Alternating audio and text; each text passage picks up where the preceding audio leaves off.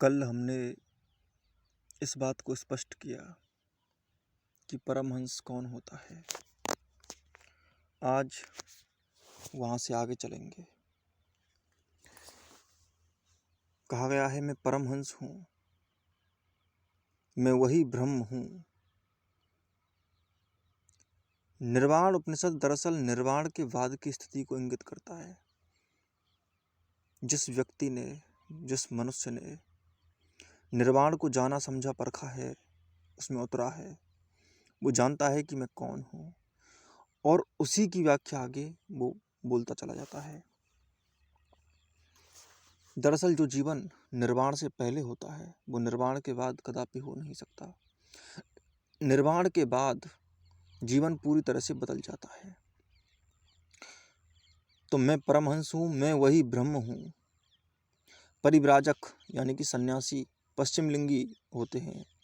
पश्चिमलिंगी यानी अंतिम स्थिति रूप चिन्ह से युक्त। अंतिम स्थिति रूप चिन्ह से युक्त का अर्थ क्या है, इस पर बात करेंगे। कामदेव के लिए क्षेत्रपाल अर्थात कामदेव को रोकने में समर्थ होते हैं। पहले इन्हीं बातों को आगे हम बढ़ाते हैं। पहली बात तो परिव्राजक यानी सन्यासी पश्चिमलिंगी होते हैं।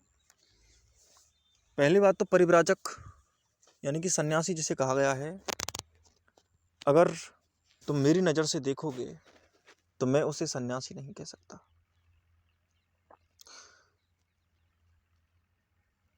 सन्यासी वो तब तक था जब तक वो अलगाव रखता था, कमल की तरह निर्लिप्त था। लेकिन अब वो निर्लिप्त रहा नहीं। सन्यासी तपस्या करता हुआ मनुष्य है, और निर्वाण के बाद तपस्या की नहीं जाती, बल्कि निर्वाण के बाद तो जीवन अपना पूरा रस तुम्हारे सामने प्रस्तुत कर देता है। पूरी तरह से तुम समझ जाते हो कि जीवन मेरा ही फैलाव है और मैं जीवन का फैलाव हूँ। मेरे अलावा कहीं जीवन हो भी कैसे सकता है। मैं जीवन हूँ, जीवन से बिल्कुल भिन्न नहीं हूँ। इसलिए तो कहा गया है कि मैं ही ब्रह्म हूँ। इसलिए परिव्राजक कहना उचित नहीं होगा। परिव्राजक यानी सन्यासी कहना उचित नहीं होगा। सन्यासी निर्वाण के बाद हो नहीं सकता। लेकिन अगर सन्यासी है तो सन्यासी के संबंध में कुछ बातें ऐसी कही जा सकती हैं कि उसकी इंद्रियां, उसकी लिंग पश्चिमलिंगी। पश्चिमलिंगी का अर्थ होता क्या है? उत्तरलिंगी तो दरअसल लोग होते ही हैं। उत्तरलिंगी का अर्थ होता है बढ़ता हुआ लिंग, फैला हुआ लिंग, बाहर जाता हुआ लिंग। पश्चिमलिंगी का अर्थ होता है अंदर जाता हुआ लिंग, अंदर जाती हुई ऊर्जा। यानी कि इसका सीधा सीधा सा अर्थ ये होता है कि हम अपने जीवन में देखते हैं कि हम अपनी विभिन्न शक्तियों को फैला देते हैं। शक्तियां बंटकर कमजोर पड़ जाती हैं, और शक्तियां एक होकर मजबूती बन जाती हैं। पांचों उंगलियां अगर एक हो जाएं तो मुट्ठी बन जाती है, मुक्का बन जाता है, शक्ति बन जाती है। ठीक वैसे ही जो अंदर जाता हुआ लिंग है, लिंग का अर्थ इतना ही है कि अंदर जाती हुई ऊर्जा, और ऊर्जा सिर्फ एक ही इंद्रिय की नहीं, समस्त इंद्रियों की। और इंद्रियों की ही क्यों, बल्कि संपूर्ण तुम्हारे अस्तित्व की। और जितनी तुम्हारी पहुंच है, जहां तक तुम्हारी जितनी भी ऊर्जाओं तक पहुंच है, उन समस्त ऊर्जाओं का गमन एक सही दिशा में, उचित दिशा में हो जाए, इसी को हम पश्चिमलिंगी कहते हैं। पश्चिमलिंगी का अर्थ ऐसा नहीं है कि तुम कुछ अलग ही अर्थ लगा लेना कि इससे इंद्री को हमें बचा कर रखना है और इंद्री के लिए कुछ करना है। इंद्री को बचाने या छुपाने की बात नहीं होती, छिपी हुई उसकी स्थिति होती है। छिपी हुई का अर्थ यह है कि उसकी ऊर्जा आंतरिक रूप से बहती है। इसका अर्थ यह नहीं है कि वो बाहरी रूप से इंद्री को अपना काम नहीं करने देता। इंद्रियां बाहर अपना काम करती रहती हैं। इंद्रियों को बाहर काम करने से ऐसा कोई प्रभाव सन्यासी पर हो नहीं सकता। और सन्यासी होता ही वही है जो इस बात को गहराई से समझता है कि बाहर की इंद्रियां बाहर का काम करें और उनको ना छेड़ा जाए। अगर बाहर की इंद्रियों को बाहर का काम ना करने दिया जाए और बाहर के काम को छेड़ा जाए तो अंदर का काम भी छिड़ जाता है, अंदर का काम भी छिड़ जाता है।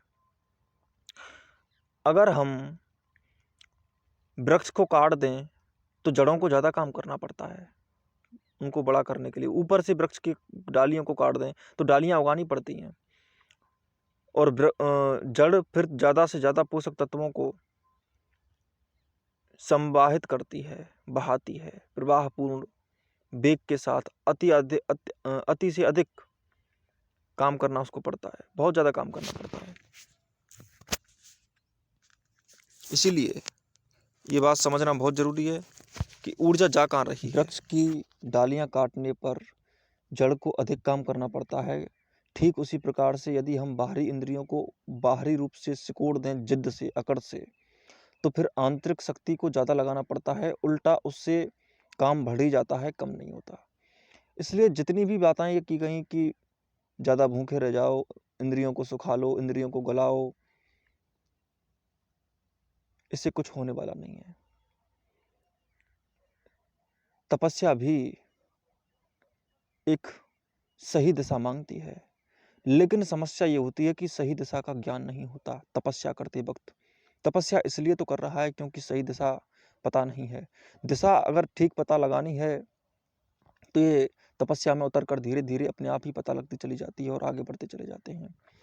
लेकिन ऐसा बिल्कुल नहीं होता कि हम बिल्कुल ही अनजाने रहते हैं।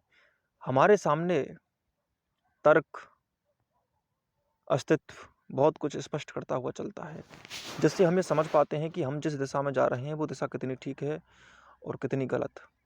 इसीलिए ऐसा बिल्कुल मत समझना कि हमारे सामने चलने के लिए, कदम से कदम मिलाने के लिए कोई साथी नहीं होता। ऐसा कभी नहीं होता, क्योंकि कण कण तुम्हारा साथी है। और वैसे भी तुम्हें अस्तित्व की उसी धारा को पहचानना है जिस धारा के साथ अनुकूल होकर तुम्हें एक होकर जीवन के समस्त राजों को जानना है, उसमें उतरना है।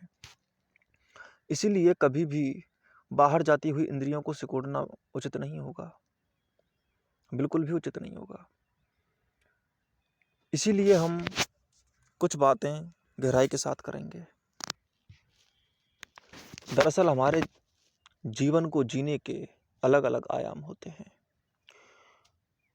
हम अगर शारीरिक स्थिति की भी बात करें तो शारीरिक स्थिति भी व्यक्ति की बहुत कुछ बोलती है, मानसिक स्थिति भी व्यक्ति की बहुत कुछ बोलती है, बौद्धिक भावात्मक स्थिति भी बहुत कुछ बोलती है, और चेतना तो बोलती ही बोलती है। हम अगर देखें गौर से तो जो शारीरिक स्थिति मनुष्यों की है, अगर कोई शांत व्यक्ति है तो उसका बिल्कुल ही शांत शरीर भी होता है। मन के अनुसार शरीर होता है। मन और शरीर बहुत ज़्यादा गुथे हुए हैं।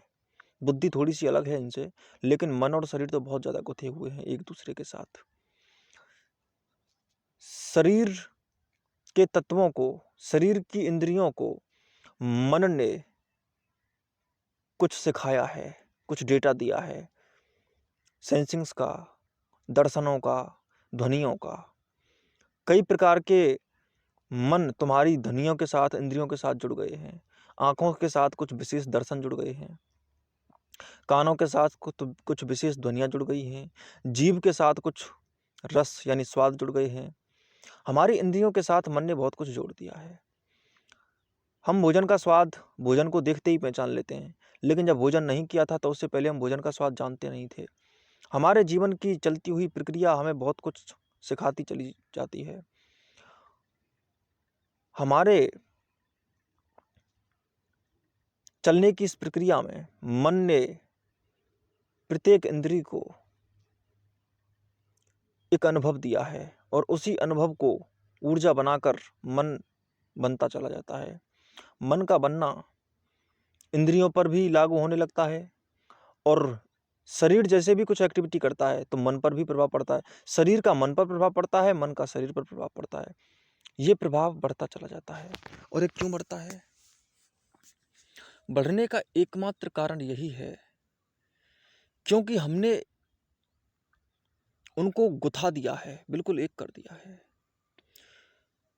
और वो एक होते होते हम आदतन होते चले जाते हैं, हमारी फिर आदतों का निर्माण होता चला जाता है।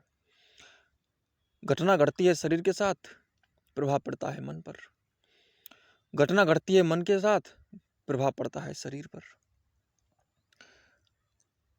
तो ऐसा नहीं है कि जैसा सन्यासी का शरीर है वो सिर्फ शरीर है ही, ऐसा नहीं, वो मन से बना है। तो कुल मिलाकर परिव्राजक की इंद्रियां ऐसी हो जाती हैं कि वो अंदर जाती हुई ऊर्जा होती हैं, यानी कि शक्ति बनती हुई ऊर्जा होती हैं। और संसारी की इंद्रियां फैलती हुई होती हैं, उसकी पूरी शक्ति बट रही होती है। वो हमेशा दूसरों की नजरों में उछलने की कोशिश करता रहता है हर जगह। उसका अपना कुछ नहीं होता, अपने कुछ रंग नहीं होते उसके। दरअसल दुनिया में दो ही प्रकार के लोग होते हैं। एक तो वो जो हमेशा ही मजबूतियों को भी कमजोरी में परिवर्तित कर लेते हैं, और एक वो जो कमजोरियों को भी मजबूतियों में बदल देते हैं। सन्यासी वही होता है जो अपनी कमजोरियों को भी मजबूती बना लेता है। बटा हुआ नहीं होता, फैला हुआ नहीं होता, टूटा हुआ नहीं होता। फैल कर ही तो सब टूटते हैं। जो फैल गया वो टूट गया। फैलने का अर्थ है कि अपना सब कुछ फैल गया, अपना होश फैल गया, अपनी शक्ति फैल गई, अपना अध्ययन फैल गया, अपनी एकाग्रता खो डाली। फैलने का अर्थ यही होता है, बाहर फैलने का अर्थ यही होता है। और अंदर जाना, पश्चिम लिंगी का अर्थ ये होता है कि अपने अंदर जाता हुआ, अपने अंदर शक्तियों को एकाग्र करता हुआ। शक्तियां एक हैं, समझ एक है, विचारों का द्वंद्व फैलाता नहीं, एक कर देता है। उसका विचार ऐसा होता है, विचार भी आता है तो उसको ऐसा विचार आता है कि विचार उसके अंदर जाकर के उसको एक करने की कोशिश करता है, क्योंकि वो विचार को ऐसा ही उठाता है हर जगह से जहां उसको एकाग्र करने वाले विचार मौजूद हों। वो ऐसा विचार रखेगा ही नहीं, उसके अंदर ऐसे विचार होते ही नहीं है जो उसको फैलाएं, क्योंकि वो उसके विचार पश्चिम लिंगी होते हैं। उसकी समझ पश्चिम लिंगी होती है, उसका मन पश्चिम लिंगी होता है, उसका शरीर पश्चिम लिंगी होता है, उसकी प्रत्येक इंद्रिय, प्रत्येक रंध्र रंध्र पश्चिम लिंगी होती है। पश्चिम लिंगी का अर्थ इतना ही है कि शक्ति बनी होती है उसमें, वो पूरा शक्ति का बंडल होता है। ऐसा नहीं है कि वो एक ऐसा बम है जिसकी बारूद बिखरी हुई है। वो ऐसा बम है जिसकी बारूद एक जगह एकत्रित है, और जब तक एकत्र ना हो जाए तब तक वो फट भी नहीं सकता, तब तक वो विलास्ट नहीं कर सकता, धमाका नहीं कर सकता। और एक बात याद रखो कि जो बिजली फैली होती है वो बिजली कभी भी कोई बल्ब नहीं चला सकती, कोई दूरदर्शन नहीं चला सकती, कभी भी कोई बैटरी को चार्ज नहीं कर सकती। लेकिन जब वो एक हो जाती है, पश्चिम लिंगी हो जाती है, जब वो एक वायर से, एक डोरी से गुजरती है, एक केबल से गुजरती है, तो वो एक ही केबल में, एक ही दिशा में गुजरती हुई चली जाती है और एक ही जगह इकट्ठी हो जाती है, फैलती नहीं। और जब एक ही जगह इकट्ठी होकर समग्र होकर जाती है तो उस शक्ति की एकाग्रता भिजी हुई मुट्ठी जैसी होती है, और वही बल्ब को भी चला देती है, बैटरी भी चार्ज कर देती है, कार भी चला देती है, और पूरे संसार को उजाले से, प्रकाश से प्रज्वलित कर देती है। चारों तरफ ये नाच जो बिजली का है वो एकाग्रता का नाच है। ऐसा समझो जैसे सन्यासी, चमकता हुआ सन्यासी हो। सन्यासी का ये काम होता है कि वो एकाग्र करे, लेकिन निर्वाण के बाद ये सन्यासी का काम नहीं होता। पहली बात तो निर्वाण के बाद सन्यासी होता ही नहीं है। सन्यासी निर्वाण से पहले हो सकता है, निर्वाण के बाद सन्यासी हो ही नहीं सकता। निर्वाण के बाद सन्यासी का क्या काम? सन्यासी निर्वाण के बाद कैसे संभव है? निर्वाण के बाद सन्यासी असंभव है, क्योंकि निर्वाण के बाद ये भी नहीं कहा जाता कि तुम पश्चिम लिंगी हो जाओ। निर्वाण के बाद ये भी नहीं कहा जाता कि तुम पूर्व लिंगी हो जाओ, उत्तर लिंगी हो जाओ। नहीं, ये सब बातें नहीं कही जाती। ये सभी बातें तभी तक कही जाती हैं जब तुम्हारी बिखरी हुई ऊर्जा होती है तो उसको एक करने का प्रयास किया जाता है। तुम्हें पता ये होना चाहिए कि सिर्फ आनंद प्रकाश में नहीं है, अंधकार में भी है। सिर्फ आनंद एक करने में ही नहीं है, दो करने में भी है। इसलिए तुम अस्तित्व के स्वभाव को देखोगे तो वो द्वैत भी है और अद्वैत भी है। विविधता में एकता। यूनिटी इन डाइवर्सिटी, विविधता में एकता है। द्वैत है और अद्वैत है। माला के मुनिये अलग हैं पर धागा एक है। धागा एक है। पृथ्वी पर विभिन्न प्रकार के जीव जंतु पाए जाते हैं, परंतु पानी से सब बड़े होते हैं। पानी एक है, उनके लिए आग एक है, उनके लिए हवा एक है, वो धागे जैसी है। कुल मिलाकर निर्वाण उपनिषद में जो प्रवेश पाया है वो इस बात को याद रखे कि निर्वाण के बाद ना एक की वैल्यू ज़्यादा बढ़ती है, ना एक का अधिक महत्व है, ना दो का अधिक महत्व है, दोनों का बराबर महत्व है। ना कोई सन्यासी बचता है, ना कोई संसारी बचता है। निर्वाण के बाद सन्यासी और संसार दोनों गायब हो जाते हैं, ओझल हो जाते हैं, खो जाते हैं। उसके बाद उनकी अस्थि संभव नहीं हो सकती। कैसे संभव होगी? अगर निर्वाण के बाद भी सन्यासी बनना पड़े तो फिर निर्वाण के बाद कुछ हुआ ही नहीं उसको, सन्यासी ही ठीक था। फिर तो सन्यासी हो जाओ, निर्वाण की जरूरत ही क्या है? फिर तो सन्यासी होना ही एम हो जाए, उद्देश्य हो जाए। सन्यासी होना उद्देश्य नहीं है। सन्यासी होना तो सिर्फ एक तरीका है, एक प्रक्रिया है जाने की।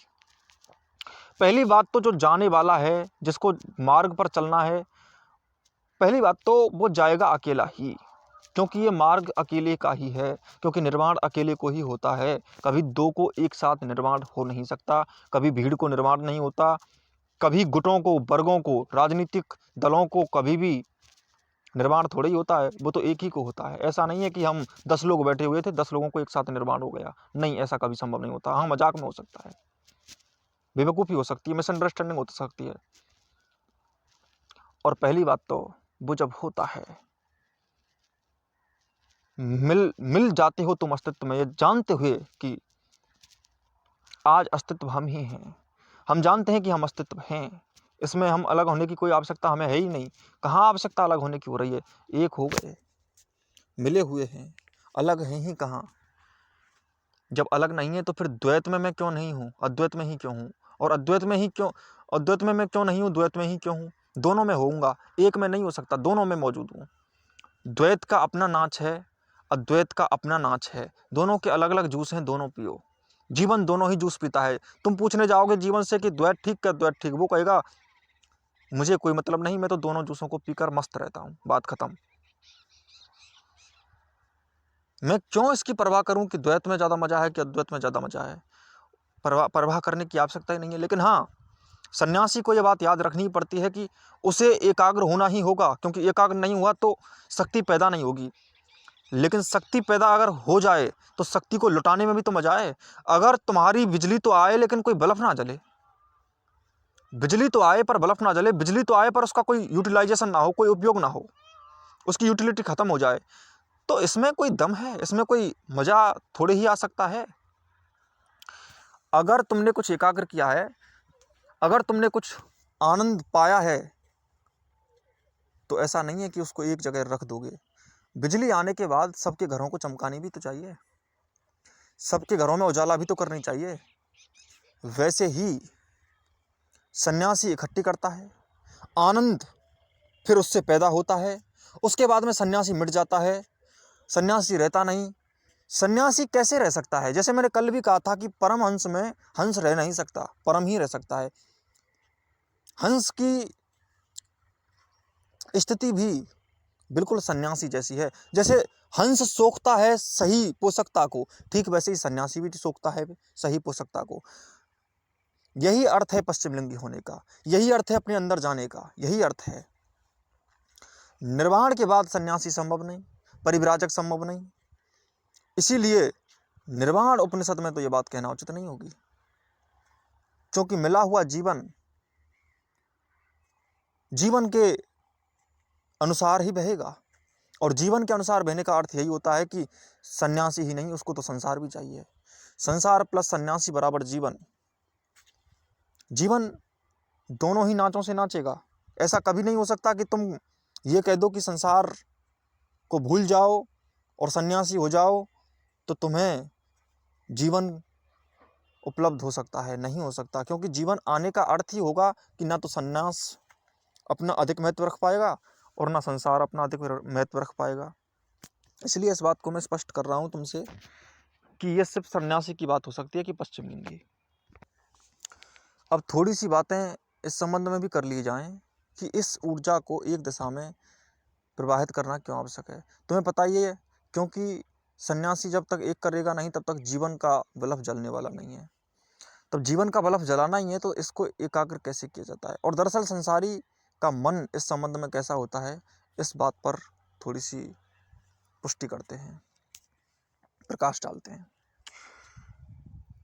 दरअसल अगर तुम शरीर के आयामों को देखो तो शरीर के आयाम टूटे टूटे, बिखरे बिखरे, फैले फैले हुए हैं संसारी के। संसारी व्यक्ति एक साथ कम से कम हजारों दिशाओं में यात्रा करता है।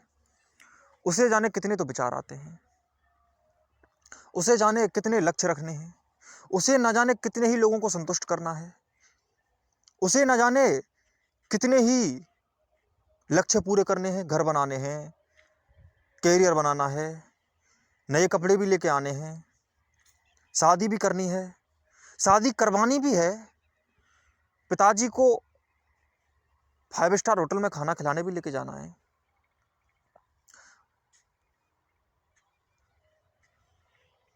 देश की सेवा भी करनी है, बेरोजगारी के खिलाफ भी खड़ा होना है। जीवन की गहरी गुत्थियों को जानेंगे, लेकिन अभी नहीं जानेंगे, बाद में जानेंगे। लेकिन अभी बहुत काम है हमारे पास। ये फैला हुआ व्यक्ति है, इसके अंदर कभी शक्ति नहीं हो सकती। संसारी और कमजोर एक ही बात है। संसारी माने कमजोर, संसारी माने फैला हुआ। संसार जैसी कोई चीज होती नहीं है, संसार जैसी कोई चीज होती नहीं है। बस कमजोर आदमी के लिए ही संसार होता है। कमजोर नजर ही जिस नजारे को फैलाव के द्वारा प्रक्षेपित करती है वो संसार कहलाता है। वही प्रक्षेपण, वही प्रोजेक्शन, वही पर्दा जिस पर प्रोजेक्शन के द्वारा चित्र पड़ रहे हैं, संसार कहलाता है। संसार तुम्हारी कमजोरी का टेलीविजन है, इसके अलावा कुछ और नहीं है। संसार प्रत्येक प्राणी के लिए अलग अलग होता है, सापेक्ष होता है, रिलेटिव होता है, अपने ही स्वयं के सापेक्ष होता है, स्वसापेक्ष है। और स्वयं तुम्हारा है नहीं, वो पर से आता है। जो संसारी है वो इतना कमजोर है कि उसके अंदर स्वयं तो है ही नहीं, और जिसे स्वयं वो बना लेता है, क्योंकि अब नकली स्वयं तो बनाना ही पड़ता है, तो वो दूसरों से बन जाता है। क्योंकि वो इतना फैला हुआ है हर जगह, तो वो हो कहाँ सकता है। पहली बात तो वो है कहाँ जो कहें कि है ही नहीं, वो होता ही नहीं है। उसका ना तो कोई निश्चित सिद्धांत है, ना उसकी कोई निश्चित दिनचर्या है, ना उसकी कोई निश्चित उद्देश्य तालिका है। उसका निश्चित कुछ है ही नहीं, उसके अंदर कुछ भी हो नहीं सकता, निश्चित है ही नहीं। वह दिशा विहीन है, उसकी कोई दिशा नहीं है। बात ये हो कि गलत दिशा हो वो भी ठीक, लेकिन वो ये भी नहीं कह सकता कि वो दिशा कैसी है, गलत है कि सही है, वो जानता ही नहीं है। उसकी दिशा नहीं है, ना तो वो गलत दिशा में है, ना वो सही दिशा में है, बल्कि दिशाहीन है, बिन दिशा है, दिशा है ही नहीं, उसकी दिशा हो नहीं सकती। संसारी इतना कमजोर होता है। संसार कमजोर ही तो संसार है। याद रखना, जगत और संसार में बहुत अंतर होता है। याद रखना, जगत के बारे में तुम कुछ नहीं जानते, तुमने अभी मिट्टी को भी नहीं जाना। मिट्टी संसार नहीं होती, मिट्टी जगत है, जगत तत्व है। जगत के तत्व अलग बात होते हैं, संसार के तत्व अलग बात होते हैं। संसार होती है तुम्हारी नजर, जगत होता है जैसा वो है वैसा। तुम पेड़ के बारे में कुछ भी नहीं जानते, कहते हो कि पेड़ है, इसमें डाली हैं ये 2-4 बातें जो हैं, यही पेड़ है। क्या ये पेड़ है? क्या ये पेड़ है? चीज़ों को तुम वैसे नहीं देख सकते जैसी वो हैं। उसके लिए तुम्हें मिटना पड़ेगा, उसके लिए तुम्हें हटना पड़ेगा, उसके लिए तुम्हें बिल्कुल ऊपर उठना पड़ेगा, तब जानकर समझ पाओगे कि पेड़ क्या है। पेड़ क्या नहीं है, पेड़ है भी कि नहीं है, और है तो कितना है, और नहीं है तो कितना नहीं है। ये सारी बातें तुम्हें अभी समझ में नहीं आ सकती। ये तुम्हें तभी समझ में आ सकती हैं जब तुम अपनी कमजोरियों को, फैलाव को, अपने विचारों के चारों तरफ गमन को जब तक दिशा ना दे दो।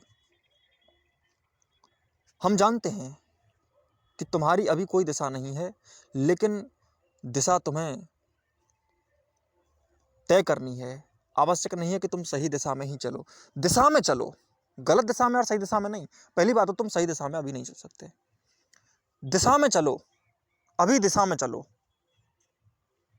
फिर सही दिशा में चलोगे। पहले दिशा में तो चलो, पहले तय तो करो जाने के लिए किधर भी। और पहली बात तो ये कि जब कोई चलने की ठान ले तो उसके सापेक्ष कोई गलत दिशा नहीं होती, उसकी अपनी दिशा सही होनी चाहिए। गलत और सही दिशा होती ही नहीं है, गलत और सही जैसी दिशाएं हो ही नहीं सकती, क्योंकि वो जहां है वहां से उसे जाना है, और वो उतना ही जा सकता है जितना उसमें जाने की क्षमता है। तो वो उतना ही जा सकता है जितना वो जा रहा है। इस संबंध में ईमानदारी तो हो सकती है कि जितना वो जाना चाहिए और जितना वो जा रहा है वो उसकी दिशा हुई। इसका अर्थ ये नहीं है कि वो दिशा सही या गलत हुई, ना तो वो सही है ना वो गलत है, बस वो दिशा है, बस उसकी दिशा होनी चाहिए, ये जरूरी है। उसकी दिशा होनी चाहिए, और वो जितना जानता हुआ चला जाता है और जितना जान जाए उतना आगे बढ़ता चला जाए। सीधी और सरल सी बात है। तो उसके शरीर की शक्तियों को अगर तुम देखोगे तो वो भी बटी हुई है। उसके मन की शक्तियां, उसका क्रोध फैला हुआ है, बटा हुआ है, टूटा हुआ है, अखड़ता है। कभी भी क्रोध आ जाता है, कभी भी क्रोध चला जाता है। ना तो वो कभी क्रोध करने की स्थिति में होता है, उससे कहा जाए कि तू क्रोध कर, वो क्रोध नहीं कर पाएगा, क्योंकि उसमें क्रोध करने की क्षमता मौजूद ही नहीं है। क्रोध कर ही नहीं सकता। क्रोध इसको कर सकता है, लेकिन ये क्रोध को नहीं कर सकता। तुम कहते हो मैं बहुत गुस्सा हो गया था, तुम गुस्सा हो गए थे कि गुस्सा तुम्हें हो गया था? तुम कहाँ गुस्सा होते हो, गुस्सा तुम्हें होता है। तुम कब गुस्सा हुए?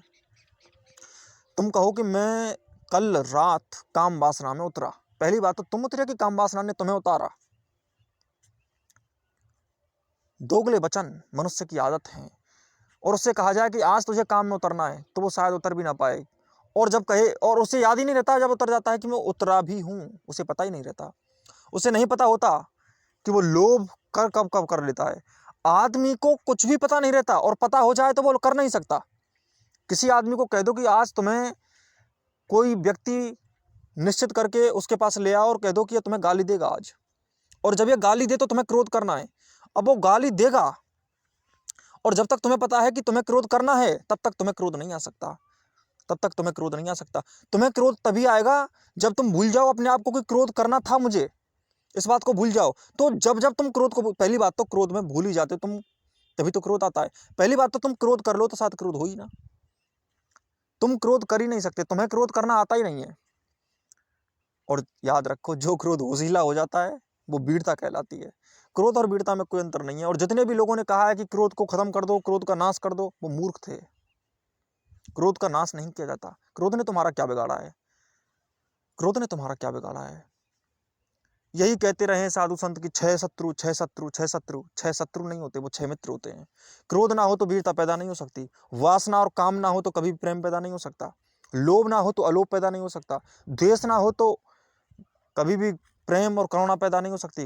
घृणा ही प्रेम को जन्म देती है, और वो प्रेम कमजोर होता है जो घृणा से निकल करके नहीं आया, क्योंकि जो घृणा नहीं जानता वो प्रेम भी नहीं जान सकता। कैसे जानेगा? कैसे जानेगा?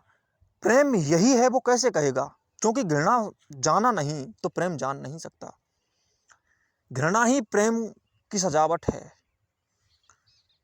इतना समझ लो कि अगर करुणा जीवन की पेंटिंग है तो घृणा उस पेंटिंग पर लगे रंग हैं। इतना समझ लो कि अगर करुणा वृक्ष है तो घृणा उसका बीज है। अगर वीरता वृक्ष है तो क्रोध उसका बीज है। इसलिए कभी ये तो सोचना ही मत कि ये 6 शत्रु हैं। नहीं, बीज कभी वृक्ष के दुश्मन नहीं होते, शत्रु नहीं होते, मित्र होते हैं। 6 मित्र हैं। ये 6 मित्र, शायद दुनिया में जितने भी लोगों ने जीवन को गहराई से जाना है उनको जानने के लिए अगर किसी ने धकेला है तो वो ये 6 ही थे जिनको तुम 6 शत्रु कहते हो। इसीलिए याद रखो, जब तक मद ना हो तब तक मदहीनता का मजा नहीं आता। इसीलिए मैं ये बात कह रहा हूं तुमसे कि जीवन को बस ईमानदारी से जियो। गलत और सही दिशाओं जैसी कोई चीज़ नहीं होती, गलत और सही दिशाएं नहीं होती, बस व्यक्ति की दिशाएं होती हैं। या तो दिशा होती है या दिशा नहीं होती, इतना होता है। गलत और सही दिशाएं नहीं होती। गलत और सही संसार की झूठी परिभाषाएं हैं। गलत और सही वो हैं जो दिशा है ही नहीं, जिनकी मैं कह रहा हूं कि वो दिशा थी ही नहीं, बस वही सही और गलत हो सकती हैं। सही और गलत वही होती हैं जो होती ही नहीं, उनको ही सही और गलत कहते हैं, क्योंकि गलत और सही होते ही नहीं। पहली बात तो कोई भी क्रिया कभी गलत और सही नहीं होती। और दिशाएं अपनी होती हैं या फिर अपनी नहीं होती हैं, इतना होता है बस।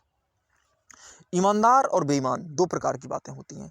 तो अगर कोई भी व्यक्ति ईमानदारी से उसमें उतरेगा तो समझ जाएगा कि चीज़ें कैसे फैली हुई हैं। मन का विश्लेषण, जितनी भी वृत्तियां हैं उन वृत्तियों को गौर से समझने लग जाओ, बस यही दिशा है। और जीवन को जानने की दिशा यही है कि तुम जीवन को पहले ही देखना सीख जाओ। सीख लो, समझ लो कि क्या मैं करता हूँ, कैसे मैं करता हूँ, क्या क्रोध मैं ही करता हूँ। जैसे मैंने कहा कि तुम क्रोध नहीं करते, तो वैसे ही तुम समझ लो कि जब मैं क्रोध नहीं करता तो क्रोध होता कैसे, और क्रोध को मैं नहीं करता तो कौन करता है, और क्रोध हो कैसे जाता है, और मेरी गैर मौजूदगी में क्रोध हो कैसे गया, फिर मैं कौन हूँ, मैं हूँ कि नहीं हूँ। इन प्रश्नों को उठाओ।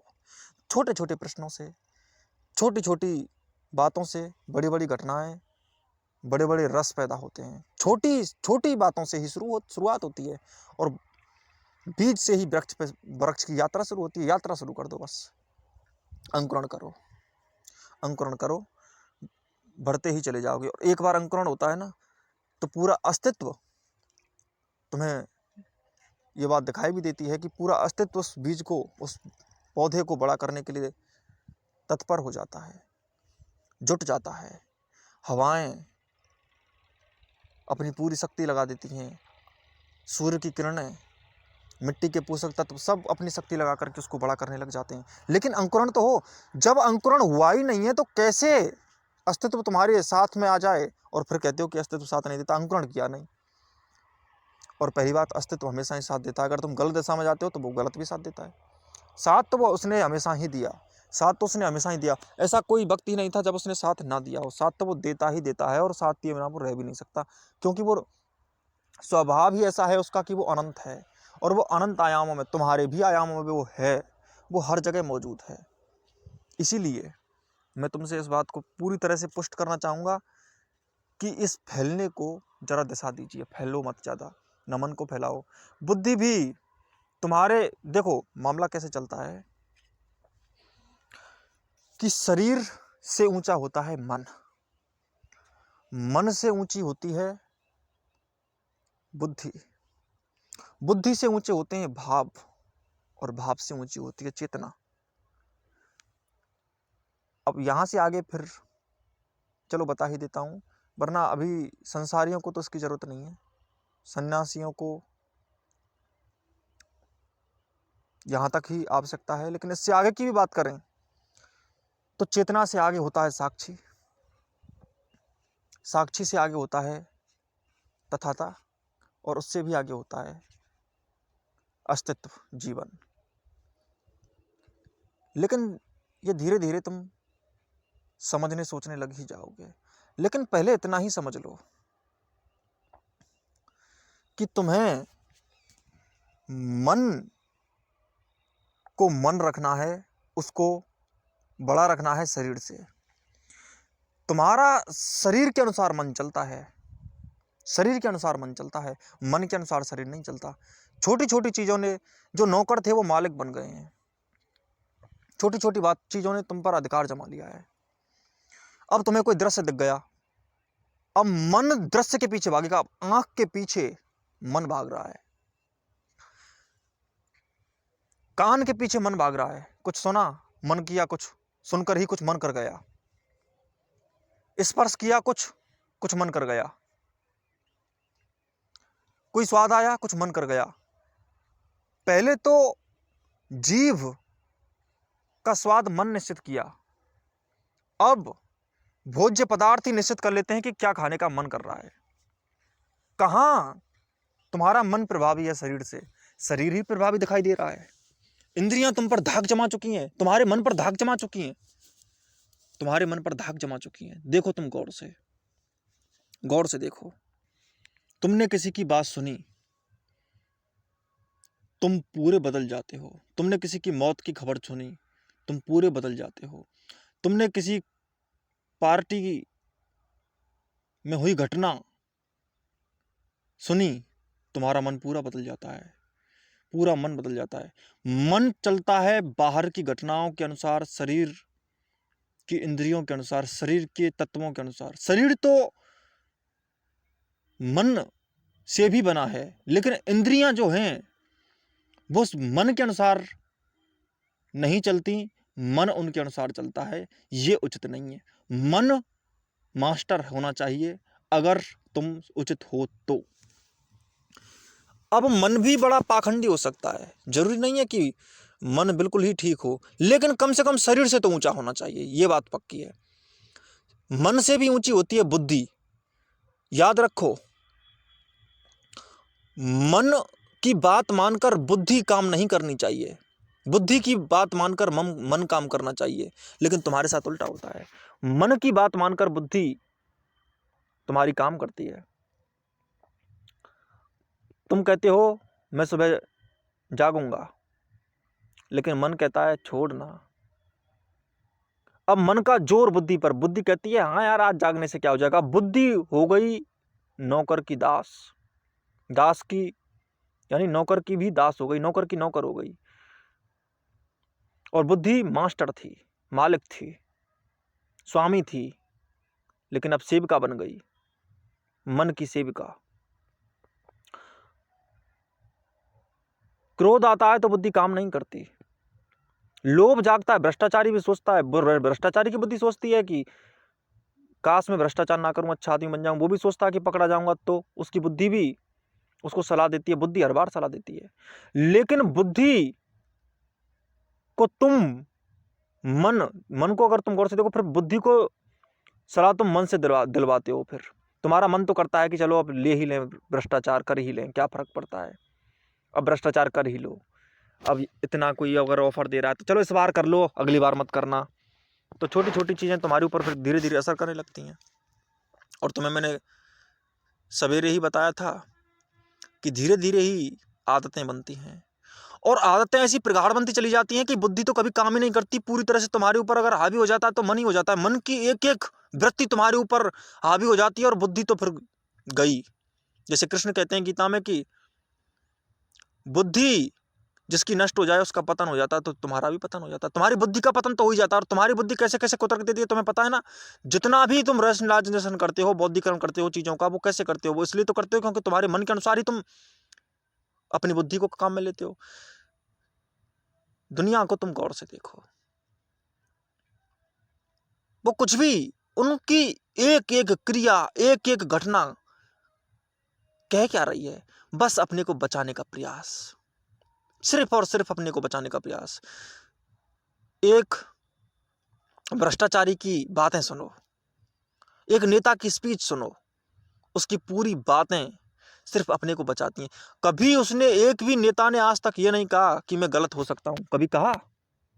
हमेशा कहा कि मैं ठीक ही हूं। सच्चा नेता यही कहेगा कि जनता जो उसके सामने है उससे पूछेगा कि मैं हो सकता है गलत हूं, लेकिन आगे तुम विचार कर लेना। सच्चा नेता वो, सच्चा लीडर वो जो कहता है कि गलत मैं भी हो सकता हूं, इसलिए मेरी बातें तुम मानो या ना मानो या तुम्हारे ऊपर भी निर्भर है।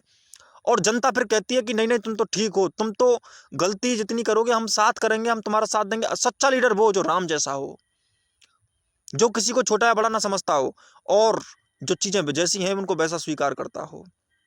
लेकिन नहीं, ऐसा तो कभी होता ही नहीं है।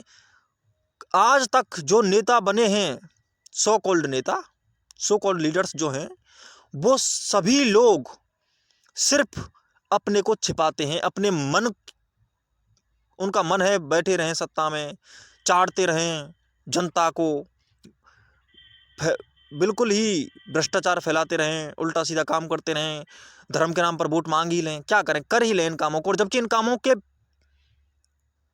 विरोध में ही वो नेता बने थे, लेकिन वो उन कामों के विरोध की बजाय उनको अनुकूलन देते हैं, भ्रष्टाचार को और सघन कर देते हैं। नेता अपनी राजनीतिक कूटनीतिक तरीकों से जितना धर्म और धर्म के नाम पर लोगों को लड़ाते हैं, उतना वे आपस में भी नहीं लड़ते। हिंदू मुस्लिम आपस में ना लड़ें अगर राजनीतिक पार्टियां ना हों। अगर हिंदू मुस्लिमों को ये डर ना हो, हमारे भारत देश की अगर हम बात करें, तो उनको अगर ये डर ना हो कि हमारी सत्ता अगर बनी तो हमारे लिए कम चीज़ें आएंगी या ज़्यादा चीज़ें आएंगी, जबकि चीज़ किसी को नहीं आती है, कुछ भी उनके लिए कोई ऐसी सहायता तो मिलने वाली है नहीं कि वो जीवन में कुछ आगे अपना कुछ कर सकें। कुछ नहीं होना है ऐसा, क्योंकि चाहे लीडर मुसलमान बने, चाहे हिंदू बने, चाहे सिख बने, चाहे ईसाई, कोई भी क्यों ना बन जाए, वहाँ जाकर तो वो अपने उसी गुण में आ जाता है, मन वाले गुण में। बुद्धिमानी उसकी काम ही नहीं करती, बुद्धि तो उसकी ओझल हो जाती है, मन ही प्रभावी हो जाता है, बुद्धि गायब हो जाती है। बुद्धि मन की दास है। ऐसे लोगों की आगे बढ़ें। बुद्धि से भी आते हैं बड़े भाव, इमोशंस। अब किसी के अंदर दया है, लेकिन उसकी दया बड़ी स्थिति के अनुसार होती है। दया भी मान के चलती है बुद्धि की। अब बुद्धि भी हल्की, बुद्धि मन के अनुसार चलती है। अब कोई भी व्यक्ति है जो कहता है कि मैं दयावान हूं, दयालु हूं, लेकिन जब ये बात आएगी कि ठीक है तुम दोनों में से एक को फांसी होगी, तो वो कह देगा कि फांसी उसी को दो, मुझे मत दो, क्योंकि मैं किसी काम का व्यक्ति हूं, मैं इंपॉर्टेंट व्यक्ति हूं, और इसको फांसी दे दोगे तो ये इतना इंपॉर्टेंट नहीं। कुल मिलाकर फिर दया खत्म, भाव खत्म हो जाएगा, बुद्धि प्रभावी हो जाएगी। बुद्धि जो लगा रहा है वो बुद्धि भी दमदार नहीं है। पहली बात तो अगर इंद्रियां ही दमदार हो जाएं तो सब कुछ दमदार हो जाए, मन भी दमदार हो जाए। पहली बात तो जब बुद्धि बुद्धि बुद्धि की ही नहीं है, वो मन की है, तो फिर वो भाव भी, जो बौद्धिकरण भी होगा, रैशनलाइजेशन भी होगा, वो भी बहुत ही झूठा होगा। फिर भावों की बात करें तो भावों से भी आगे चलें तो चेतना की बात भाव नहीं मानते, भावों की बात चेतना मानती है। भाव होते हैं मैं सबसे बड़ा करुणाशील हो जाऊं, ये भाव है। दयावान हो जाऊं, ये भाव है। भाव चेतना को भी पकड़ लेता है। चेतना कहती है क्या बेवकूफ़ों जैसी बात कर रहा है, क्या बेवकूफ़ों जैसी बात कर रहा है। कौन है करुणावान? करुणा होती क्या है? करुणा इनर स्टेज है, वो तुमसे झरती है तो उसको झरने दो। लेकिन नहीं, उसकी चेतना भी गहरी नहीं जाती, वो भावों के अनुसार बदल जाती है, वो बुद्धि के अनुसार बदल। कुल मिलाकर हम चेतना की बात करें तो चेतना भी किसके अनुसार बदल रही है? कुल मिलाकर शरीर के अनुसार, क्योंकि शरीर के अनुसार मन चल रहा है, मन के अनुसार बुद्धि चल रही है, बुद्धि के अनुसार भाव चल रहे हैं, भाव के अनुसार चेतना चल रही है। तो अल्टीमेटम में चेतना बुद्धि के अनुसार नहीं, शरीर के अनुसार चल रही है। चेतना शरीर के अनुसार चल रही है, यानी सबसे छोटा नौकर सबसे बड़े मास्टर का दास हो गया, सबसे बड़े मास्टर का मालिक हो गया, मास्टर का भी master, master's master. The servant is the master's master. चेतना का भी मालिक है शरीर। तो इस स्थिति तक आदमी आ सकता है। इसीलिए मैं तुमसे कह रहा हूं कि जो जैसे हैं उनको वैसी ही जगह दे दो, किसी को छोटा बड़ा मत बनाओ। पहली बात तो ऐसा है नहीं कि शरीर बड़ा है या छोटा है, बुद्धि बड़ी है कि छोटी है, ये बात नहीं है। दरअसल इसलिए ये बात है ताकि तुम संन्यास्त जीवन में, तपस्या के जीवन में एक सही दिशा तय कर सको, इसके लिए होते हैं। वरना जब तुम निर्वाण में चले जाओगे तो उसके बाद में तो कोई बड़ा और छोटा नहीं होता। शरीर का उतना ही महत्व है जितना महत्व चेतना का, आत्मा का, अस्तित्व का, जीवन का है। शरीर भी तो वही है। पहली बात तो फिर इन दोनों में अंतर नहीं रहेगा। निर्वाण के बाद दो हो ही नहीं सकते, एक ही हो जाता है। जब सन्यासी और संसारी एक हो जाता है तो फिर दो होने को बचा क्या? कुछ भी दो होने को बचता ही नहीं है। उसके बाद सब कुछ एक ही हो जाता है। दो होना असंभव हो जाता है उसके बाद। उससे पहले ही ये सब दोहराव होते हैं, मन के नाच होते हैं, वृत्तियों के नाच होते हैं, इंद्रियों के नाच होते हैं, और उसके बाद में ऐसा कोई नाच नहीं होता। इसलिए इस बात को तुम गौर से समझ लो कि जब तक तुम अपनी सम्यक दिशा नहीं तय करोगे तब तक तुम सन्यासी भी नहीं हो सकते। निर्वाण तो छोड़ो, पहले हम संसारी की बात करें तो पहले हम तर्क से युक्त तो हो जाएं। सन्यासी भी पीछे, तर्क युक्त पहले, तर्क पहले आता है। तर्कवान या प्रेमशील तो हो जाएं, कम से कम शारीरिक नहीं मानसिक। पहली बात तो हम शारीरिक भी नहीं है, हमारा शरीर भी नहीं है। मैंने कहा है कि शरीर मन की मानता है, लेकिन तुम्हारे पास शरीर भी तुम्हारा कहाँ है? शरीर शरीर के अनुसार कहाँ चल रहा है? शरीर भी फैला हुआ है, टूटा हुआ है। वो भी पश्चिम लिंगी ना होकर पूर्व लिंगी है, उत्तर लिंगी है। वो भी फैला हुआ है, वो अंदर जाता हुआ नहीं, बाहर जाता हुआ है। इसलिए शरीर भी नहीं है तुम्हारे पास, शरीर भी नहीं है तुम्हारे पास। इसलिए शारीरिक तो हो जाओ, पहले शारीरिक हो जाओ। तुम कुछ नहीं हो तो कुछ तो हो जाओ। सबसे पहले पहला ही हो जाओ। पहले शारीरिक हो जाओ, फिर मानसिक हो जाओ, फिर बौद्धिक हो जाओ, फिर भावुक हो जाओ, फिर चैतन्य हो जाओ। धीरे धीरे हो जाओ, फिर सन्यासी हो जाओ, फिर साक्षी हो जाओ, फिर तथाता हो जाओ, फिर जीवन हो जाओ, सहज हो जाओ। धीरे धीरे आगे बढ़ो, एक साथ आगे नहीं बढ़ा जा सकता। धीरे धीरे धीरे धीरे एक एक स्थिति को पार करते हुए धीरे धीरे आगे जाओ। एक साथ आगे नहीं जा पाओगे। इसीलिए पश्चिम लिंगी की बात कही गई है। प्रत्येक प्राणी का रूप, जीने का ढंग, उसके क्रियाकलाप, उसके विचार, उसका होना, उसके गुणों को दिखाता है। प्रकृति का कण कण अपनी बात स्वयं बोल देता है, कह देता है कुछ, अपनी तासीर दिखाता है, अपनी धुन दिखाता है, अपनी लय दिखाता है, अपने आप को दिखाता है। ठीक वैसे ही सन्यासी के चिन्ह बताए गए हैं कि सन्यासी कैसा होता है। सन्यासी पश्चिम लिंगी होता है, ये एक प्रतीक है, लेकिन ये सन्यासी का प्रतीक है, ये सन्यासी का प्रतीक है। वैसे ही प्रत्येक जीव भी अपना प्रतीक देता है। प्रत्येक जीव, चोर भी अपना प्रतीक देते हैं, शिक्षक भी अपना प्रतीक देते हैं, विद्यार्थी भी अपना प्रतीक देता है, अज्ञानी भी अपना प्रतीक देता है, ज्ञानी भी अपना प्रतीक देता है, धोखेबाज भी अपना प्रतीक देता है। सब अपनी छाप अपनी छाती पर लिए घूम रहे हैं। ऐसा कोई नहीं जो अपने को प्रस्तुत ना करता हो। सब कोई अपने को ही प्रस्तुत करता हुआ घूमता फिर रहा है, अगर तुम गौर से देखोगे तो।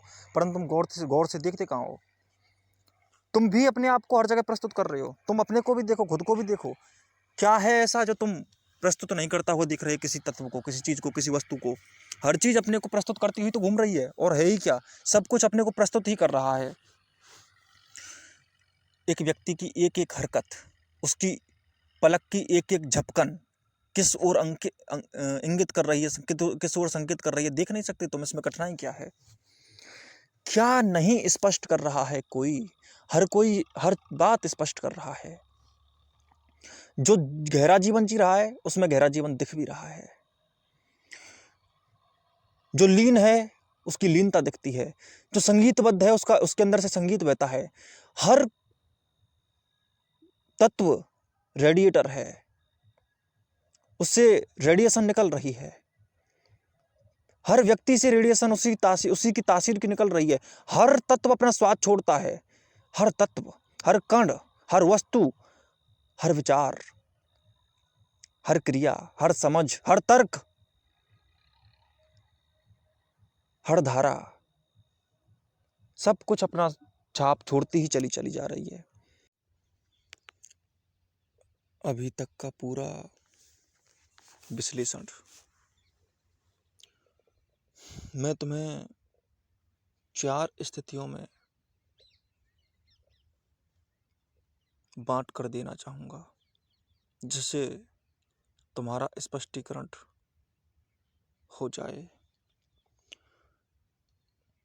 प्रथम है सिकुड़ाव, दूसरा है मिडल, मध्यम, सिकुड़ाव से बाहर, तीसरा फैलाव, और चौथा परम या जीवन। ये 4 स्तर हुए। सिकुड़ाव का अर्थ हुआ अंदर जाता हुआ, जैसा पश्चिम लिंगी के बारे में मैंने विश्लेषण किया। पहली बात तो ये कि अंदर जाने की क्षमता का अर्थ यही होता है कि अपने अंदर छिपे हुए केंद्र को जान सके। जो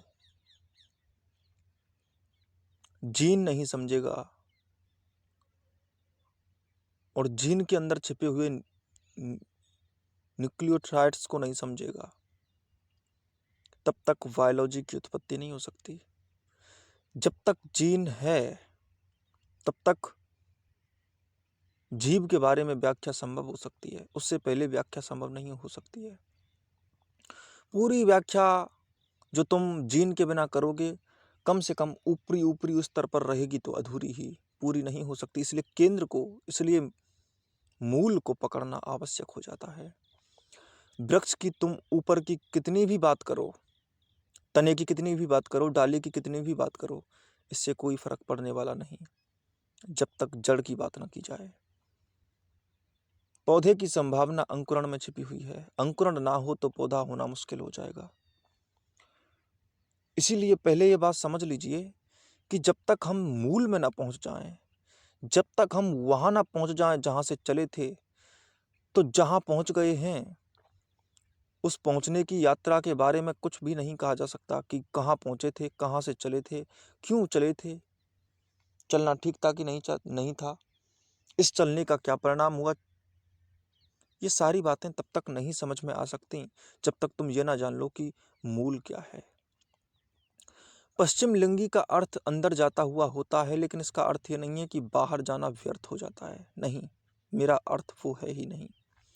मेरा अर्थ इतना है कि पश्चिम लिंगी वो होता है, पश्चिम लिंगी का अर्थ इतना ही होता है कि पश्चिम लिंगी व्यक्ति अपने केंद्र की तरफ चलना शुरू कर देता है, अपने केंद्र की तरफ, जहां से वो उत्पन्न हुआ है।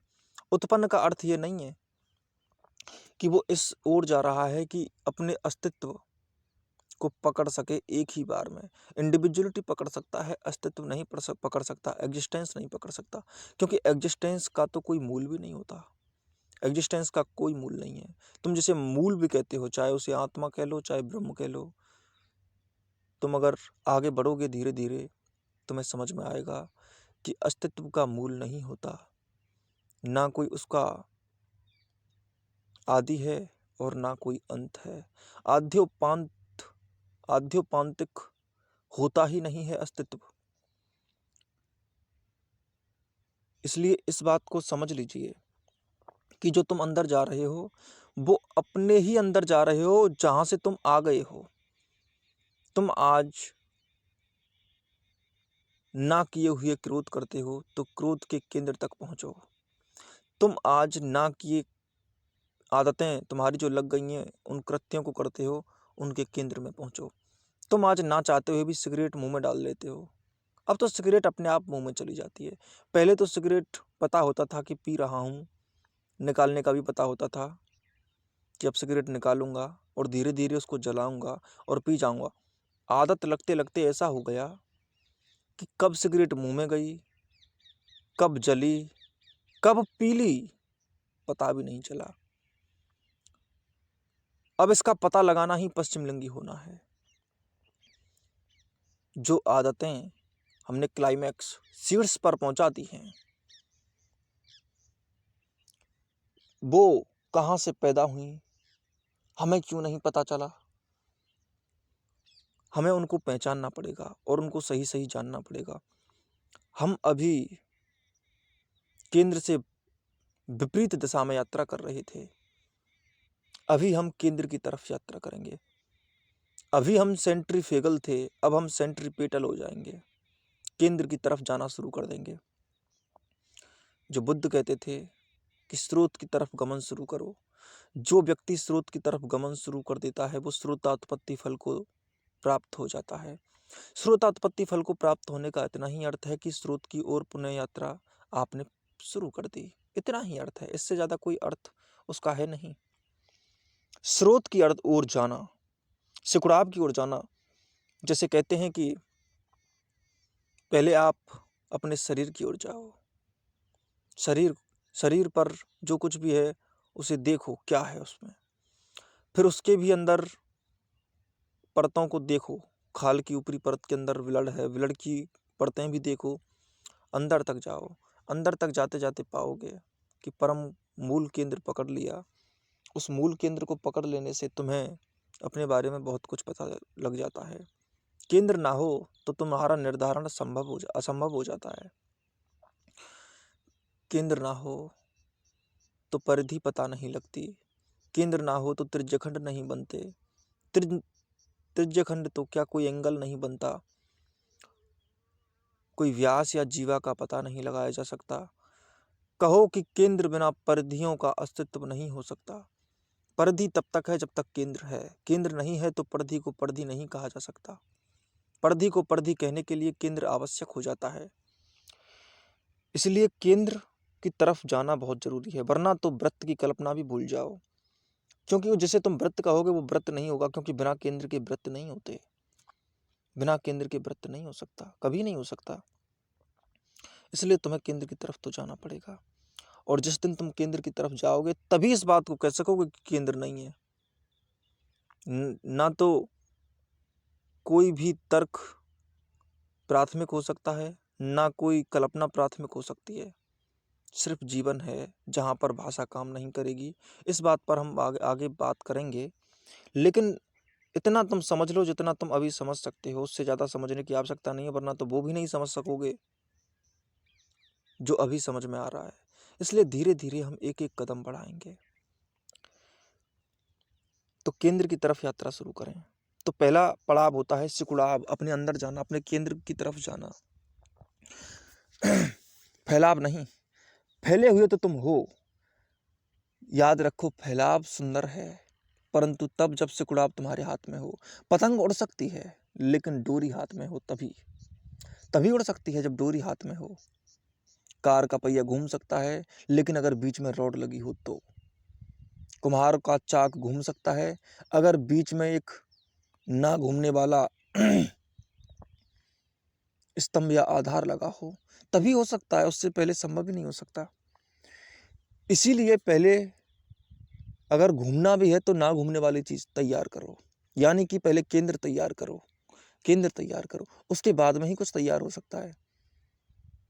हर गति किसी अगति पर ही हो रही है। गति के होने के लिए अगति का होना आवश्यक है।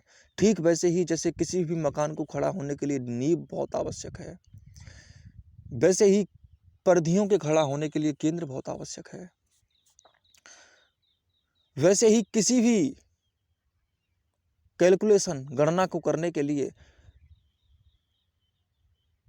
अंक बहुत जरूरी हैं। हमने 0 से 9 तक के अंकों की कल्पना ही है। ऐसा नहीं है कि अस्तित्व है 0 से 9 तक के अंकों का, ऐसी कोई बात नहीं है। कोई बात नहीं है ऐसी कि 0 से 9 तक ही अंक हम रखें। कितने भी अंक रखे जा सकते हैं। 0 से 5 तक के हम अंक रखे जा सकते हैं, फिर उनकी कैलकुलेशन भी बन जाएगी।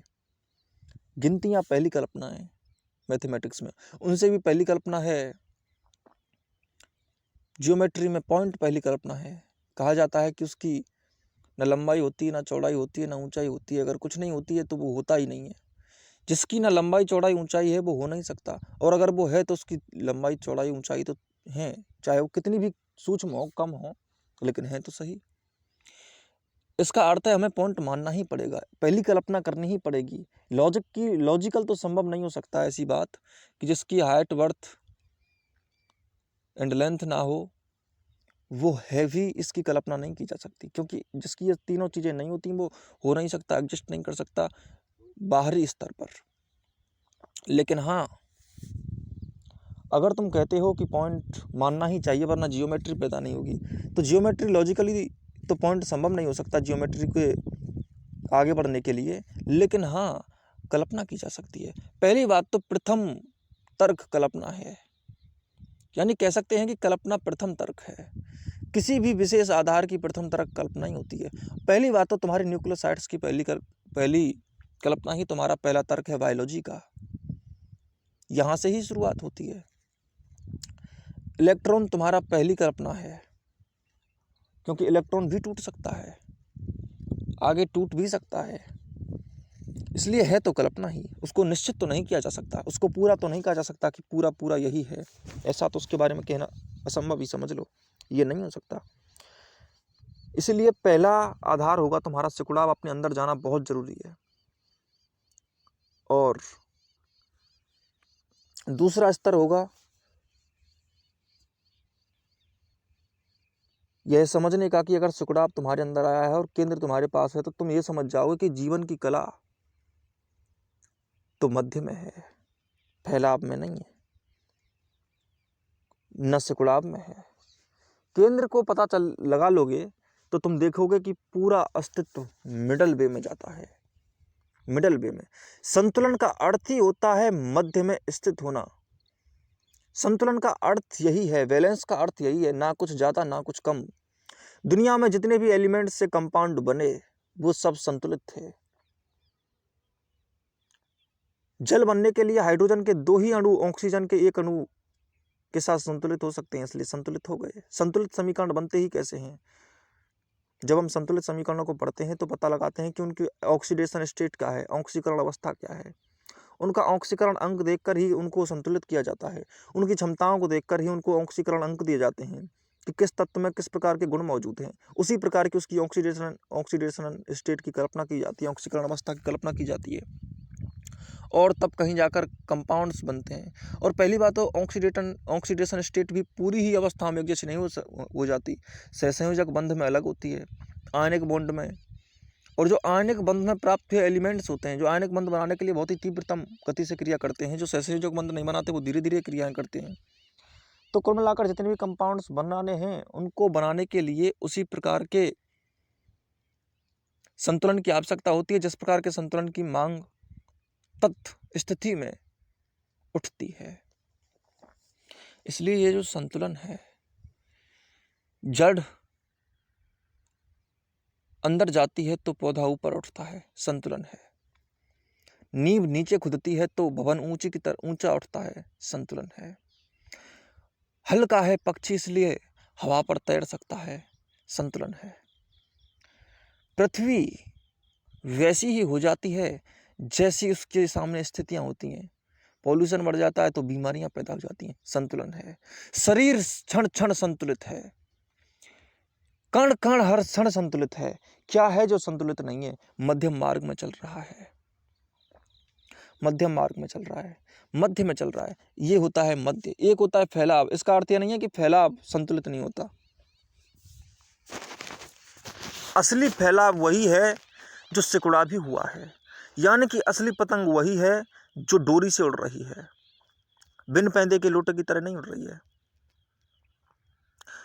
असली चक्का वही है जो एगतिक स्तंभ को आधार बनाकर घूम रहा है। असली पहिया वही है जो इसके बीच में रॉड लगी है। इसलिए सिकुड़ाव का आधार लेकर जो फैलता है, ज्ञान का आधार लेकर जो फैलता है, उसका फैलाव सच्चा है, उसका फैलाव उचित है, उसके फैलाव की सही स्थिति है। एक आदमी जो कहे कि मैं कुश्ती के दंगल में उतरना चाहता हूँ और आज तक कोई एक्सरसाइज नहीं की, कोई कसरत नहीं की, कहीं दौड़ा नहीं, कहीं घूमा नहीं, डायरेक्ट उतर रहा है, ये कोई संतुलन की बात नहीं हुई। पहला सिकुड़ाव नहीं किया। सिकुड़ाव का अर्थ है अपने शरीर को बनाने में उतरना, पहले जानना कि कुश्ती क्या है, कुश्ती कैसे की जाती है, कुश्ती के दांवपेच क्या होते हैं, कैसे लड़ी जाती है, कितना स्टेमिना चाहिए, कितनी स्ट्रेंथ चाहिए, कितना शरीर चाहिए, कितना कम, कितना ज़्यादा, कितना उछाल, कितना फ्लेक्सिबिलिटी चाहिए, कितनी घूमने की क्षमता होनी चाहिए, क्या नियम है। वो आदमी कुश्ती नहीं कर सकता। इसलिए पहले सिकुड़ाव जरूरी है, फिर ही फैलाव हो सकता है। दुनिया में सारे फैलाव सिकुड़ाव पर आधारित होते हैं, और सिकुड़ाव और फैलाव के बीच में जो संतुलन साध सके उसको मध्य कहते हैं। याद रखो, मध्य ना तो सिकुड़ाव की मना करता है, ना फैलाव की मना करता है। हाँ, मध्य भी नहीं हो सकता जब तक तुम अपने केंद्र को ना पकड़ लो। केंद्र को पकड़ने के बाद ही तुम आगे बढ़ते हो, और आगे बढ़ने के लिए फैलाव और सिकुड़ाव दोनों की बराबर आवश्यकता होती है। और उसके बाद में जब ये तीनों ही खत्म हो जाते हैं तो आप तीनों ही स्थितियों से बाहर आ जाते हैं। तब मध्य की भी स्थिति का ख्याल नहीं रखना पड़ता, तब मध्य मार्ग भी ओझल हो जाता है, मध्य की भी कोई आवश्यकता नहीं होती। फिर सिर्फ जीवन रह जाता है, परम रह जाता है, जहाँ पर ना तो कुछ सिकुड़ाव है, ना कुछ फैलाव है, और ना ही कुछ मध्य है। मध्यम मार्ग भी ओझल हो जाता है। आवश्यक नहीं तो मध्यम मार्ग पर रहो। मध्यम मार्ग इसलिए था ताकि तुम संतुलन की कला सीख जाओ। जब संतुलन की कला सीखते सीखते तुम्हारी जीवन की अचेतन गहराइयों में, गहन अतलों में उतर जाता है, उसके बाद में आवश्यकता कभी होती नहीं है कि तुम कभी भी मध्यम मार्ग को चलने के लिए सोचो। तुम मध्यम मार्ग में हमेशा होते हो, ऐसी कोई स्थिति मौजूद ही नहीं जिसमें तुम मध्यम मार्ग ना साध सको। मध्यम मार्ग सदा ही हुआ है, साधने की आवश्यकता पड़ती नहीं है। कहाँ है साधने की आवश्यकता? साधने की आवश्यकता खत्म हो गई तभी तो जीवन की नूतनता, परमता पैदा हुई। और जीवन की परमता तब तक पैदा नहीं हो सकती जब तक तुम कुछ भी साधोगे, क्योंकि साधोगे तो जीवन को कुछ ना कुछ मात्रा में छोड़ोगे। और तुम्हारे लिए अगर तुम्हें पूरा जीवन ही तैयार करना है तो जीवन की कला में उतरने के लिए आवश्यक हो जाता है कि जिन चीज़ों में तुम अपने आप से जिद से उतरे हुए हो उसे छोड़ दो। समर्पण की यही गहरी कला है कि पहले समर्पण सीखो और सीखते सीखते धीरे धीरे छोड़ते भी चले जाओ। अपने आप को जो सीखा है उसे भूलते चले जाओ और भूलने की कला अपने आप आती चली जाएगी। लेकिन यह बात तुम तभी समझोगे जब धीरे धीरे इस बात की गहराइयों में उतरोगे कि कैसे तो सिकुड़ा जाता है, कैसे फिर मध्य में संतुलन साधा जाता है, कैसे फैला जाता है। फैलाव और सिकुड़ाव को संभाल कर और मध्यम मार्ग पर जाकर मध्यम मार्ग को छोड़ने की कला जो सीख जाए वही सच्चा परम है, जीवन है।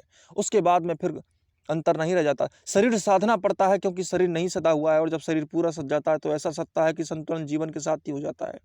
उसके बाद में तुम्हारा कोई संतुलन नहीं, अस्तित्व भी संतुलन हो जाता है, तुम्हारा कोई संतुलन नहीं। जब बारिश बरसती है तो तुम भी बरसते हो। ऐसा लगता है कि पहले मैं बादलों के साथ बहा और उसके बाद में उड़ा, उसके बाद में डेंस सघन होकर बूंद बना और फिर मैं ही बरसा, मुझ पर ही बरसा। बरसा भी मैं, बादल भी मैं, बारिश भी मैं और नीचे गिरा भी मैं, धरती भी मैं और धरती के पर पड़ी हुई बूंद भी मैं। और जिस धरती ने पानी पिया, जहाँ सोखा, उसके बाद में पोषणता भी मुझे मिली ही। कुल मिलाकर ऐसा एक दृश्य, एक ध्वनि, एक स्पर्श, एक रस, एक स्वाद ऐसा शेष नहीं रहता जो तुम्हारा ही स्वाद ना हो। कह सकते हो कि तुम्हारा शरीर अनंत हो जाता है, कह सकते हो कि तुम्हारा मन अनंत हो जाता है, कह सकते हो कि तुम्हारी बुद्धि अनंत हो जाती है, कह सकते हो कि तुम्हारी चेतना अनंत हो जाती है, कह सकते हो कि तुम्हारा विवेक अनंत हो जाता है। और ये अनंत तभी होता है जब ये सारे ही तत्व मौजूद ना रहे, ना बुद्धि रहे, ना शरीर रहे, ना तुम्हारा विवेक सदा रहे। क्योंकि जब तक विवेक है तब तक जीवन नहीं हो सकता। कुछ तपस्वी विवेक को छोड़ते ही नहीं, कुछ तपस्वी आत्मा को छोड़ते ही नहीं, कुछ तपस्वी मन को छोड़ते ही नहीं, कुछ तपस्वी मध्यम मार्ग को छोड़ते ही नहीं। मैं कहता हूं उसको भी छोड़ दो। तपस्या में पाए हुए समस्त फलों को त्याग दो। तुम्हारे अर्जन को विसर्जित कर दो, विसर्जन बना दो।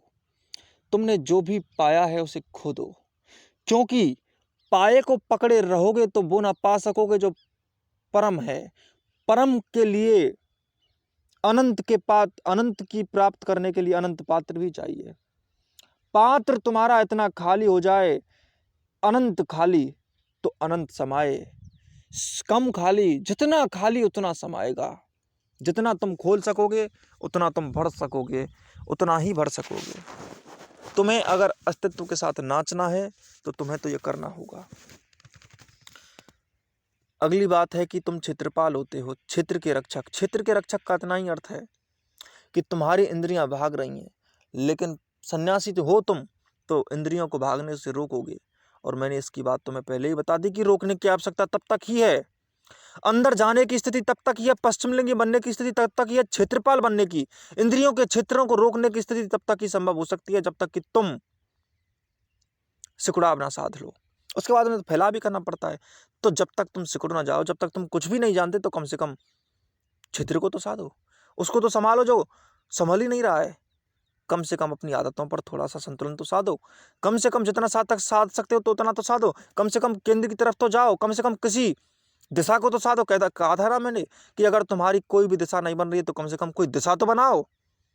कम से कम नहीं चल रहे हो तो चलो तो सही। कम से कम युद्ध से तुम पूरे डरे हुए हो तो कम से कम युद्ध में जाओ तो सही। वहां जाके भले ही मर जाओ, लेकिन मरो भी तो सही, कुछ करो भी तो सही। ऐसी ही स्थिति में रहो तो कुछ नहीं होगा, कुछ भी नहीं होगा। कुछ तो करो, कुछ तो करो, तय तो करो। अगर कुछ भी हुआ तो हम उसके लिए तैयार हैं, होने तो दो, ऐसी स्थिति में तो आओ। इसलिए क्षेत्रपाल जिन्हें कहते हैं कि वो वही हैं कि जो इंद्रियों के अनायास, असंतुलित स्वच्छंद विचरण को रोक लेते हैं। रोकना चाहिए, स्वच्छंद नहीं, स्वतंत्र होना चाहिए था। लेकिन जो स्वच्छंद इंद्रियां कहीं भी भाग रही हैं, बिना तुम्हारे परमिशन के, तुम्हारी इजाजत के, तुम्हारे हाथ कुछ भी कर रहे हैं। सिगरेट निकल रही है, कोई भी आदत लगी हुई है, ये उचित तो नहीं है। इसलिए उचितता साधने के लिए आवश्यक हो जाता है कि तुम्हें अपने में उतरना ही चाहिए। उतरना आवश्यक है अपने आप में। अगर तुमने ऐसा नहीं किया तो तुम भटकते फिरोगे। भटकाव तुम्हारा समाप्त नहीं होगा, इस कदर तो कम से कम कभी नहीं समाप्त होगा, क्योंकि तुम्हारी इंद्रियों में इतनी क्षमता नहीं है, तुम्हारी इंद्रियों में इतनी क्षमता नहीं है कि वो अस्तित्व को कवाजे में ले सकें। और जब तुम्हारी इंद्रियां ही सही दिशा में गति नहीं कर रही हैं तो तुम अस्तित्व को तो सही दिशा में कभी गति करते देखोगे ही नहीं। सिकुड़ाव पूरा करो, सिकुड़ाव पूरा करो। इसलिए क्षेत्रफल बनने की आवश्यकता सन्यासियों को होती है, पर हमको आवश्यकता नहीं होती। कम से कम निर्वाण उपनिषद में तो ये बात करना ठीक नहीं है, क्योंकि ये निर्वाण की बात करता है। निर्वाण का रास्ता यह है कि सिकुड़ो, निर्वाण का रास्ता यह है कि मध्यम मार्ग साधो, निर्वाण का रास्ता यह है कि फैलने में संतुलन साधो। लेकिन निर्वाण का रास्ता यह नहीं है कि तुम परम हो जाओ। परम के लिए रास्ते खत्म हो जाते हैं, उसके बाद में रास्ते नहीं रहते, क्योंकि देखने के लिए जो आंखें होती हैं वो आंखें बाद में काम नहीं करती। उसके बाद तो अस्तित्व की अनंत आंख से देखना पड़ता है। तन के हिस्से में तो सिर्फ 2 आंखें, तन के हिस्से में रविंद्र जैन जी ने लिखा है, तन के हिस्से में तो सिर्फ 2 आंखें, मन की आंख 1000 होती हैं। तन की आंखें तो सो भी जाती हैं, मन की आंखें ना कभी सोती हैं। चांद सूरज के जो हों खुद मोहताज, भीख मांगू ना उन उजालों की। तुम्हारी आंखें तभी देख सकती हैं जब चांद की रोशनी हो या सूरज की रोशनी हो या बिजली की रोशनी हो। कम से कम कोई उजाला हो तो उजाला होता है तुम्हारी आंखों के सामने, तन की आंखों के सामने। तन की आंखें तो बाहर के उजालों की मोहताज हैं। बाहर के उजाले समाप्त, तुम्हारे अंदर की आंखों का समापन हो जाएगा। वो आंखें तभी तक काम कर रही हैं, अंधेरे में नहीं देखती। चांद सूरज के जो हों खुद मोहताज, भीख मांगो ना उन उजालों की। बंद आंखों से ऐसे काम करो, आंख खुल जाएं आंख वालों की। वाकई बहुत ही गहरी बात है ये। कुल मिलाकर ये बात है कि अगर तुम कुछ नहीं कर रहे हो, तुम्हारा दिन दिन टूटता है, तुम्हारा हर सवेरा निराशा बनता है, जबकि वो उन्माद स्वच्छंद शांत रस बनना चाहिए था। हर ढलती हुई शाम तुम्हारे मुंह पर तमाचा है तुम्हारे लिए। ये बात तो बिल्कुल उचित नहीं है। हर रोज रोते हो, खुद को झूठी दिलासा देते हो, तो कम से कम कोई दिशा तो साधो, चलना तो सीखो। कुछ सपने लिए एक सवेरा निकलते देखा है, उम्मीदों के सूरज को हर शाम ढलते देखा है, हर शाम ढलते देखा है। कुछ आग नहीं, कुछ आग नहीं, कुछ राख नहीं, ना धुआं यहां। जहां कुछ नहीं है, ना तुम कह सकते हो कि मैं गलत दिशा में जा रहा हूं, ना तुम कह सकते हो मैं सही दिशा में जा रहा हूं। अरे आग नहीं साध सकते, धुआं तो देख लो। कुछ नहीं कर सकते तो कुछ तो कर लो। कुछ आग नहीं, कुछ राख नहीं, ना धुआं यहां। हर रात ख्वाहिशों को सीने में जलते देखा है। ख्वाहिशें उड़ रही हैं हवा में, बिना आधार के, कहीं भी कोई उड़ा के ले जा रहा है। तुम्हारी जिंदगी कहाँ है तुम्हारी? तुम कहीं भी उड़े भगे सिकुड़े फैल भी नहीं पा रहे हो, ना सिकुड़ पा रहे हो। ना फैलाव कह सकते हो फैलाव को, ना सिकुड़ाव कह सकते हो सिकुड़ाव को। ना अच्छे को अच्छा कह सकते हो, ना बुरे को बुरा कह सकते हो। ना चलने को चलना कह सकते हो, ना रुकने को रुकना कह सकते हो। ना हंसने को हंसना कह सकते हो, ना रोने को रोना कह सकते हो। कैसी स्थिति है ये तुम्हारी? अच्छे में बुरा छिपा, बुरे में अच्छा छिपा, कोई बात हुई? कुछ आग नहीं, कुछ राख नहीं, ना धुआं यहाँ। हर रात ख्वाहिशों को सीने में जलते देखा है। उस शाख, उस दरख्त की क्या बात करूं मैं? हर मौसम में पत्ते पत्ते को रंग बदलते देखा है। खुशियां जितनी थीं सब भाप बन उड़ गईं। दुख की चाशनी में मैंने दर्द उबलते देखा है। मैं नहीं कोई हारा मुसाफिर, कैसे थम जाऊं? मैंने तो ख्वाबों में भी खुद को चलते देखा है। यूं तो खुद से नहीं, यूं तो खुद से नहीं मेरी कोई मुलाकात अभी, बिखरे आईने में मैंने खुद को संभलते देखा है। बिखरे आईने में ही तो तुम संभलते हो, और उस बिखराव में कौन संभला है? तुम संभलने को संभलना नहीं कह सकते, बिखरे को बिखरना नहीं कह सकते। इस स्थिति से तुम्हें बाहर आना होगा, इस स्थिति को तुम्हें समझना होगा, तभी कुछ सम्यक दिशा में यात्रा संभव हो सकती है, उससे पहले कुछ नहीं हो सकता। उचित मार्ग, उचित रस, उचित दिशा, उचितता से ही, उचित तरीके से ही, एप्रोप्रिएसिटी में, उचितता में जा सकते हो तुम, तभी जब उचित कहने के लायक तो बचो। अनुचित नहीं कह सकते, उचित नहीं कह सकते, कुछ कहने को कुछ तो कहो। चोर नहीं कह पाता पूरी शक्ति से मैं चोर हूं, कैसी बेईमानी है। साधु अपने को पूरी शक्ति से नहीं कह पाता मैं ही साधु हूं, कैसी बेईमानी है। सन्यासी अपने आप को नहीं कह पाता मैं सन्यासी हूं, क्या है ये आधार, कैसी नींवें हैं जिन पर पैर नहीं टिकते, क्या जमीनें हैं ये जो पैर भी नहीं रखा जा सकता जिन पर। इसीलिए जरा सोचो तुम्हारी स्थिति क्या है, आगे